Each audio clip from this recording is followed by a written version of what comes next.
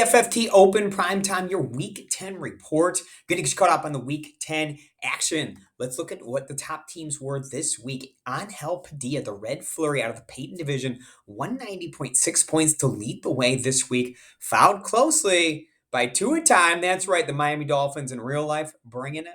They're bringing it over here too. John Curtis, 182.48 to come in second place.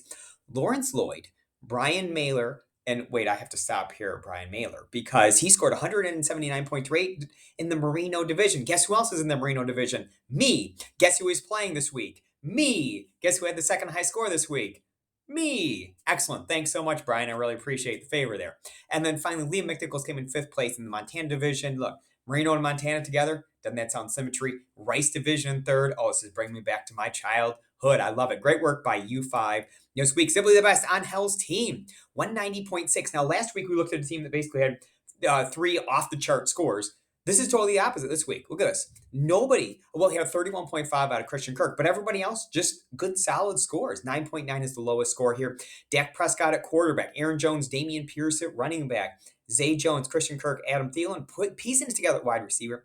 Travis Kelce, holding it down at tight end. Jeffrey Wilson Jr., yes, of the Miami Dolphins, 22.3, solid effort. Tyler Bass, 13. Steelers defense, 18. Look, this is just a good, solid team. I thought all along that you would either want to have with 14 team leagues, I really like to have either an elite quarterback or an elite tight end to really lock in one of those onesie positions because the waiver wire gets pretty thin and things like that. Travis Kelce right here on this team, high-scoring team, on Hill very much in play as we move forward.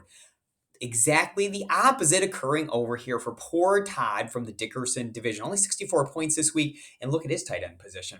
George Kittle, 3.1. Oh, Todd, I am with you on this one. I drafted George Kittle in the FFT Open. Really an anchor on my roster right now. I have George Kittle all over the place. It's not working out. One of the elite tight ends that I thought might work out has not worked out at all. What a dud out of him this year.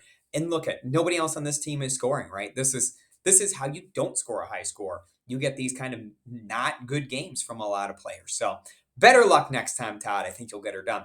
Game of the week, we go to the Butkus division. A close 1.2 points separate Zach Field and Dan Tankersley. Zach, 152 to 151.8 win over Dan. Zach actually held the lead most of the day, had a lot of players play, including Geno Smith early. But Dan had three San Francisco players going in the Sunday night game. Brandon Ayuk, George Kittle, and the defense. He was only down by about 28 points. You thought he might come back, but boy, we talk about George Kittle, right? Ayuk had 12.9 points. San Francisco defense had 13 points.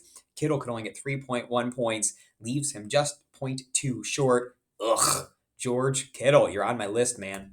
All right, top five this season. Allen, who was 4 last week, moves up to number 1 as Brian, our last undefeated team, goes down to defeat this week. We have no undefeated teams left. So now we're looking at the 9-1 teams leading the way. Allen moves from 4th up to 1st. Derek moves from 5th up to 2nd. Of course, they are separated by 0.6 points for the overall lead. 1467.1 to 1466.5.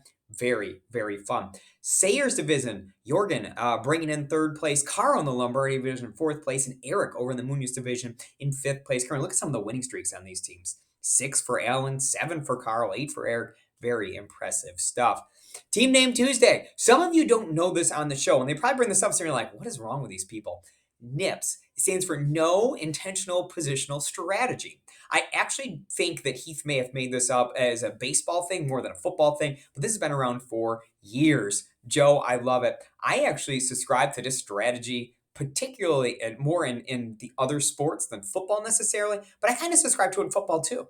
Who is the best player on the board? Who do I think has the best chance of success this year? That's the player I want on my roster. I love it. Now, finally, your Best Ball Invitational Tournament standings. Caleb Skaggs has moved back into 1st place. Caleb, a longtime participant in the FFT Open, is now up 3 points on John, who is up 3 points on Matthew, who is up 1 point on Josh, who is up. Look at how close this leaderboard is. 1503 down to 1490. The top 5 are separated by 13 points. Very cool stuff. And last week, I told you, one Mr. Adam Azer had the 2nd best score of the week. Look who had the 3rd best score of the week. Adam Azer again.